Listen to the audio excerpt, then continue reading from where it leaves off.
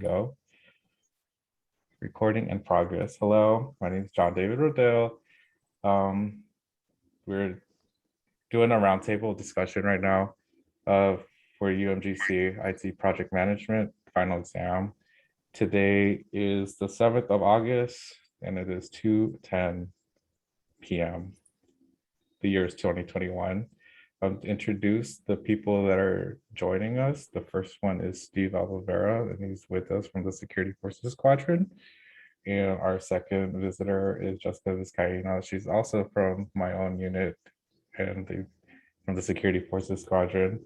Both of them are not too IT savvy, but they have both done some project management stuff. And that's why I've invited them to join. Unfortunately, we were supposed to have 3 to 5 people, but due to time constraints and me packing to leave, I only got 2 people to join. So I'm just gonna make do with whatever I have right now. So if you guys would like to better introduce yourselves, you guys can go ahead. Hi, everybody. My name is Steve Albavera.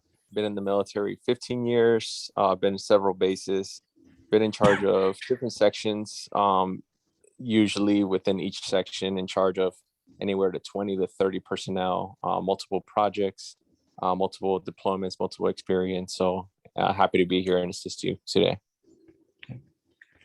Thank you.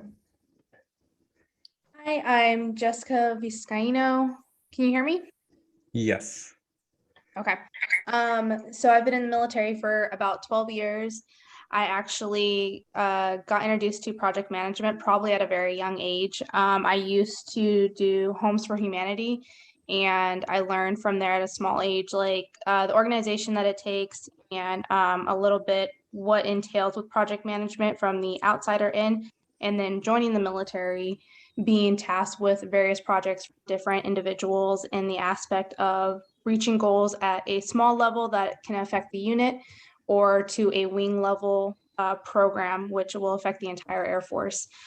So with that being said, I'm excited to have the conversation today and be able to share some experiences and possibly learn from both of these individuals today about project management. Thank you. Thank you guys for your introduction. So I'll lead us in with the PowerPoint I've created with the topics at hand. Ooh, where's the button? Share screen, presentation. Okay, can you guys see this on your guys' screen? Yes. Okay, so we'll be starting with the final exam. Once again, I'm John David Rodale. We'll go through the introductions. I've already had everyone introduce themselves. The 3 topics we'll be talking about today will be building a project, steps to a successful project, and some risk management tips and tricks and stuff. So building a project, how many times have you guys built a project within the squadron or within your own lives in general?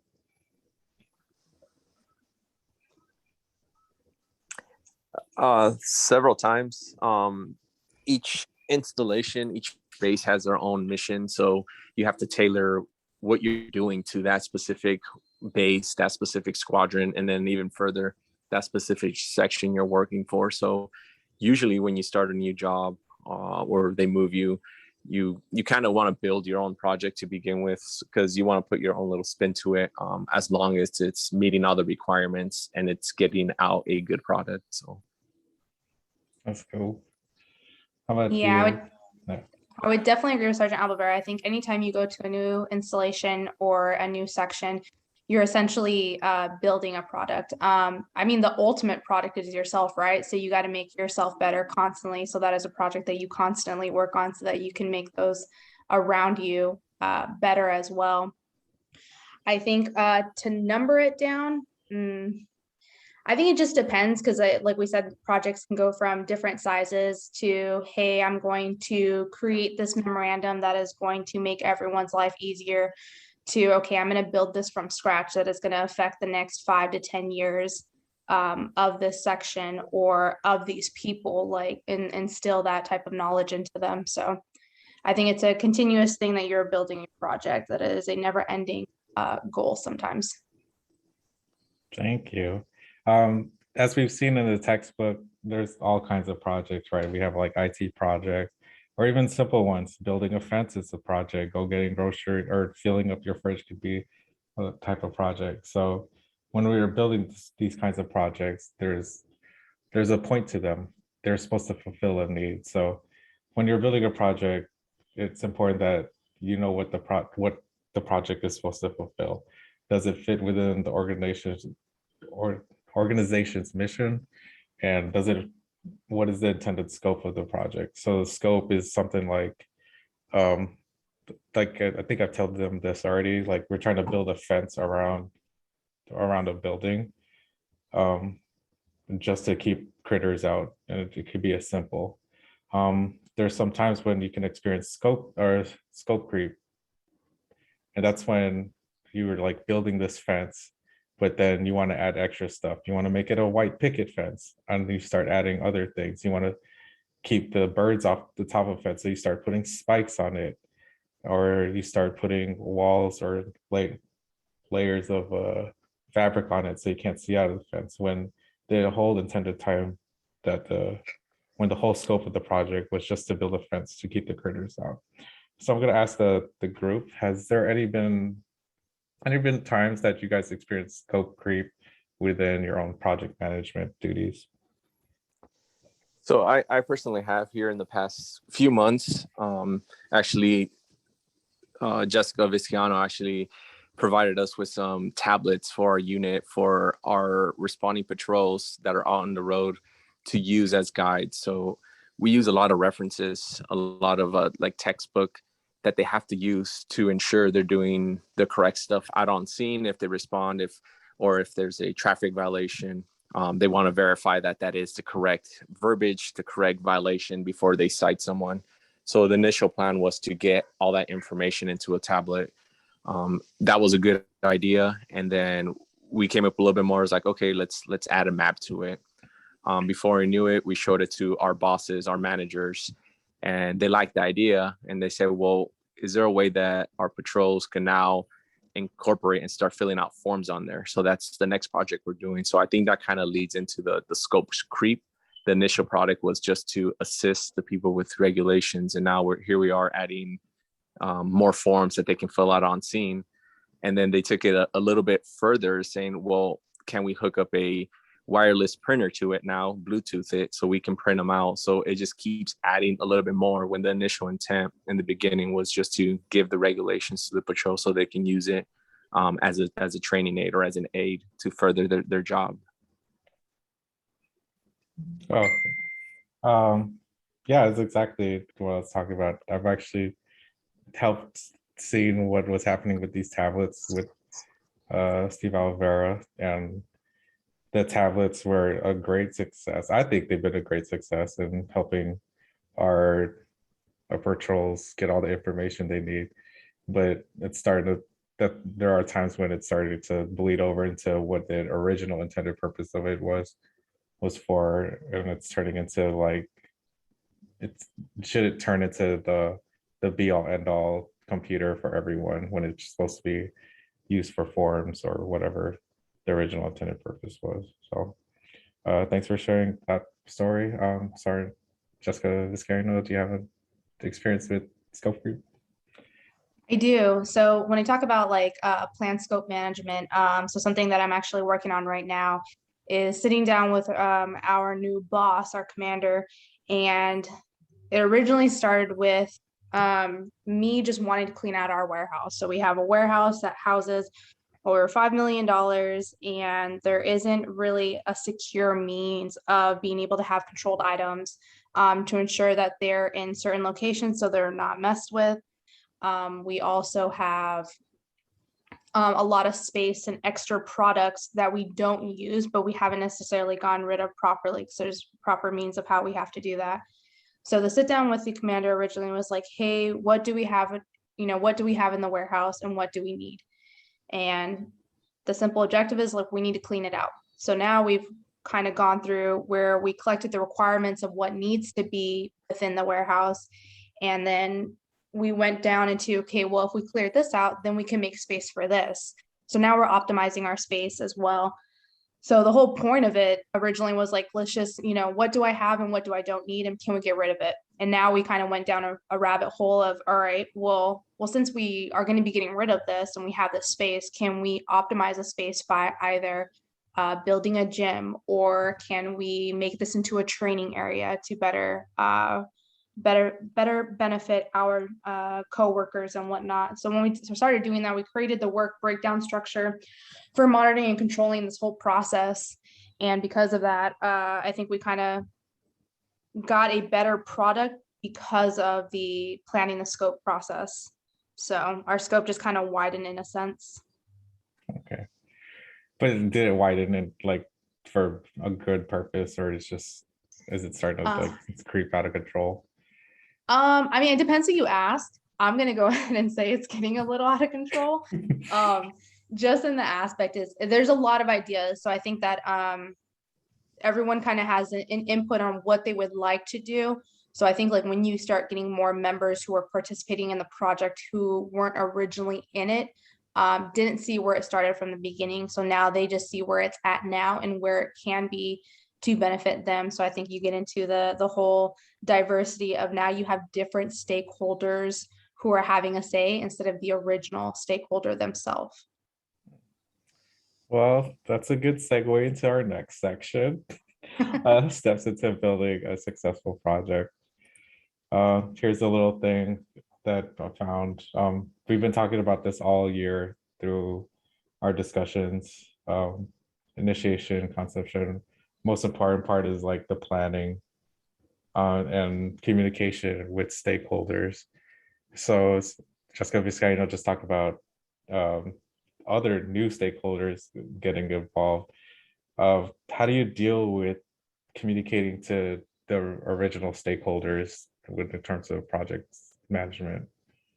Say like they had this intended purpose of that space being used for this specific purpose, but other people are getting involved. How do you deal with that usually? So how I've been dealing with is I do collect everyone's inputs, and then I ask them for details of when it comes down to cost and timelines and how is this going to be the best product for what we need it for, and then ultimately presenting all that information to the project manager himself or the stakeholder himself, and be like, these are your options of what individuals have inputted and how much it will cost. These are the benefits. Here are the cons of it. And then just, I think as long as you have that open way communication to let them know what is it that they have offered and what they can choose from. Okay. So do you also set up weekly meetings to give them status updates on what's going on with your projects? Yes, I do. I probably do about twice a week. I don't do every week, but that's due to his schedule restraint, not mine. Okay. So on this board also, there's the importance of having deadlines and milestones. I know Steve Albavera is very used to setting deadlines and milestones. Could you tell us why it's important when it comes to why it's important to set these kinds of timelines for projects? Yeah, absolutely. One, for me, I'm huge on deadlines and milestones. Usually we have milestones within our training, but for me, with my projects, I like to see improvement to make sure we're heading in the right direction. A lot of people that I've dealt with in the past are procrastinators, which is okay as long as they get it done and they give us a good product. But if you don't set milestones, people usually wait to the very end. Not just that, you want to present a good product. So by, let's say, six weeks in, you need to complete X, Y, and Z. And if you haven't, you can kind of go back and see where your fall's at, see where you need to improve, or see if that's even realistic. That way you can keep your managers, your bosses involved, and you can actually let them know what direction the plan is going and if it's heading in the right direction or not. Cool. So what happens typically if a team doesn't meet a deadline? What are some effects of it? So some of the effects can be stressors to the entire team. So obviously if you're waiting for someone to do their part to continue this project, and if that member's not performing or not actually doing their part, it could bring stressors to the team, and now someone else needs to pick it up, or now you're backlog and now you have to rush and produce something that's not effective and not the way you were trying to head with that project. Cool. That's exactly why it's important we meet deadlines and milestones. Meeting a deadline, if the team legitimately cannot meet a deadline, that means that maybe the deadline was too harsh, or there's not enough resources being allocated to that certain point of the project. So this is where you can reassess and see if everything's been reasonable, or we're giving enough funds or money or time towards that portion. And so thank you for that part. We'll just segue into the last part, which is risk management. There's all kinds of risks to all kinds of types of projects, especially within our own squadron, which has a lot of risk. But give you guys some examples of risk management. Say, like, because we have our own system, right? The AFGIS system is our own IT system. What if someone were to inadvertently hack into that system, or not inadvertently, advertently try to hack into the system and grab everyone's PII? What are the ramifications of that? What are the things we're trying to mitigate for that? Since you guys run not so much IT projects, what kind of risk management steps do you guys take on your guys' projects?